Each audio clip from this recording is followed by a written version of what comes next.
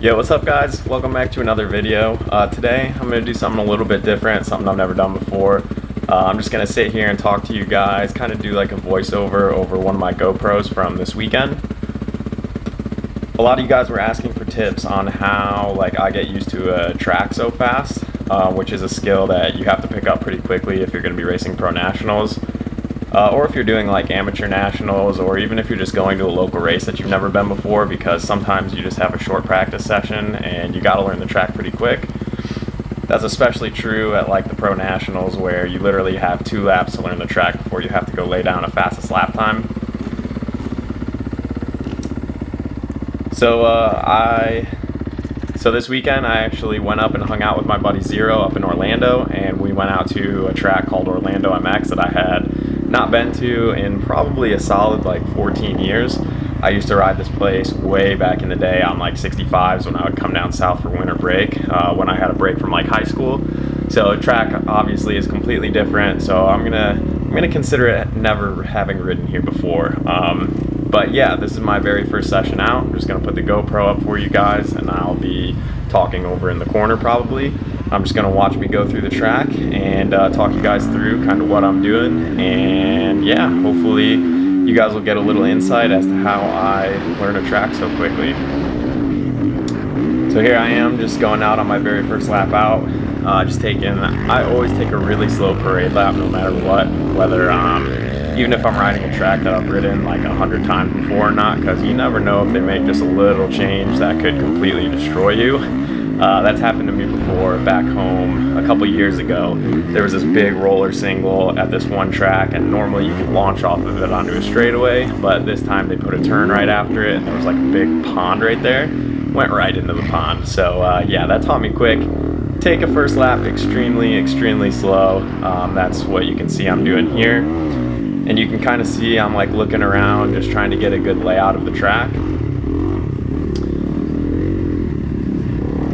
So on this parade lap, I'm marking out the big details of what I want to remember for my next flying lap. I don't really pay attention to the little things like where ruts or braking bumps are. So you can see I got a little carried away right there, and didn't roll that jump enough, came up pretty short on it. But yeah, I'm not focusing on where the little bumps are or little whoops or tabletops or anything, pretty much, unless it's a pretty critical jump like a double or something that will suck if you come up short on it. I pretty much just forget all about that and just try and remember the layout of the track.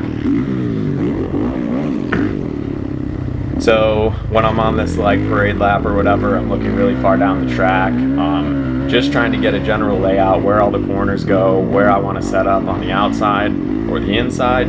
And I'm also taking note of what parts of the track will be okay if I overshoot a corner and go off onto. So what I mean by that is if a corner has a good runoff area, right here probably would not be a good corner to overshoot because you're gonna run into a fence and a bobcat. But some other corners are okay. But here you go, you can see me going out on my flying lap right now. Something I always try and do is take the second lap as fast as I possibly can, because that's basically what you have to do at a pro national. I'm definitely a firm believer that you should always train how you're going to be racing. So for me, that means when you're racing a pro national, you get 1 sight lap, and then you have to go out balls to the walls as fast as you possibly can, whether you're in practice trying to set down a fastest lap time, or whether you're going out for Moto 1 and you just get 1 parade lap and then you have to go out and send it. So I always try and go out my second lap and lay it down as hard as I can, just to try and replicate that race scenario. You can see I overshot the heck out of that 1 roller single, but that's okay. This jump right here was the one that I mapped out that I knew I had to kind of size up first lap, because it was, not that it would be devastating if you came up short, but it definitely wasn't one that you wanted to come up short on. So that was pretty much the only jump that I really remembered how to hit, or that I really mapped out in my brain on the track layout. But as you can see, for all the other jumps, I'm kind of scrubbing them and soaking them up. That's definitely what you want to do on your first lap out when you're not sure how fast you want to hit a jump. If you just sit into it and kind of pop up, just straight jump it, you're gonna go shooting straight up in the air, and then obviously that means you're gonna come like straight back down, and all your momentum is gonna be coming down towards the ground. So in the event that you do come up short or overshoot something, you're gonna have a lot more momentum that like slams you into the ground. Whereas if you come up faster to something and soak it up, you're gonna have more like forward momentum, so it's not gonna be as devastating if you come up short or overshoot something. So you'll probably notice that I'm like scrubbing everything on the first lap. That's not to try and show off or anything, it's just so that it lands a little bit softer if I make a mistake and misjudge it. But yeah, as you can see here, like I said, not taking this first laps easy. I'm trying to just push myself right off the bat just to get used to that race pace like I was talking about earlier. I remembered to scrub that one this time and not OJ the heck out of it. Tried to hit that triple right there. That was just not happening. I didn't end up getting that all day, but thought I would give it a go because, like I said, at a pro national, if you can pick up on some little things like that that no one else is able to send, that could be, you know, the half a second that you need to qualify right there. But as you can see, I'm charging everything really hard. That's kind of something that I like noted that I needed to work on this year. Was I feel like a lot of my timidness comes from like the fear of the unknown, I guess, if you want to call it that. Like, if I don't know exactly how a rut is at the end of a corner, I kind of take it slower just so that I don't screw it up and like shoot off the track. But that's definitely something I'm trying to work on, is to like look down the track further so I know it's coming more, but also just kind of trust my skills that if I do mess something up, or if the rut isn't perfect like mid or throughout the corner, that I'll be able to just save it and be fine.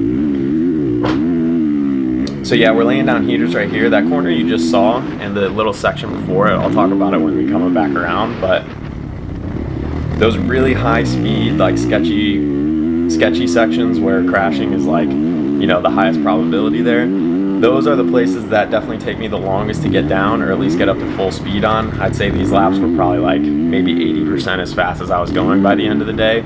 The whole rest of the track though, like these corners, pretty much up to full speed right now. Maybe like some of the corners I come into a little faster or find like a better line through it. But in those really like high speed chicanes or like high speed sweepers that are kind of starting to get rough, those are definitely the ones where like I start out nowhere near my top speed and just slowly get faster and faster every lap. Just because, like I said, the probability of crashing is really high, and you're never sure. Like, you obviously want to believe in your skill, but sometimes it's hard to like believe that you can just hold it wide open through those areas. So this next section that I'm going to come up on right now is definitely one of them where I just kept getting faster and faster throughout the day. After this little tabletop, it's like this little right-left. I was pretty much going through here flat out by the end of the day, and I mean that looked pretty fast right there. Especially given how like kind of choppy and rutted out it was, but like by the end of the day I was pretty much just holding it wide open through there. So for like 90% of the track, I'd say I'm going 100% right now, but like this corner right here and that section I was just talking about definitely takes me the longest to get down. And that's those sections where like in practice at a pro national and everything is sketchy, that's where guys like Tomac, who just have insanely raw like talent and strength, they're just able to hold it wide open through those areas and just literally not care. So those are the sections where I definitely need to work on pushing my limit, like pushing my ability like right off the bat, because those are the sections where you can really make up a lot of time. Obviously the faster you're going, the more time you can make up. So yeah, right here, normally I really like when people like race in front of me like this, but obviously I had the GoPro on, so I wasn't like trying to get roosted too bad. And actually that was the first time I tried going to the outside in that corner, because I knew he was going to go to the inside, and clearly I didn't know the layout good enough, because I almost killed myself landing in that little ditch. But I figured until I knew the track a little bit better, I might as well not try and battle with him too much. But hey, there's Zero. What up, Zero? But yeah, like I said, I'm a firm believer in that you guys should always practice how you're going to be racing. So, you know, if you're at if you do only local races where you're going to be like, you know, having a 5-6 lap practice before your moto, I wouldn't wait around and just try and build your speed slowly throughout the day. I would try and learn the track and get up to speed in those first like 5 laps as best as you can every single time you go to a new track, because that's going to translate over into way better results at your race. And that's definitely something I've been trying to implement harder in my program for the Pro Nationals. That's definitely like one of the biggest things about me is I feel like I'm a really smart rider and try and like not take any unnecessary risks. And in some scenarios that's like really beneficial for me, but in other scenarios obviously I just need to buck up and send it harder. So that's really what I'm trying to implement into my program lately. As you can see, didn't waste any time, just getting up to speed and kind of throwing caution to the wind a little bit.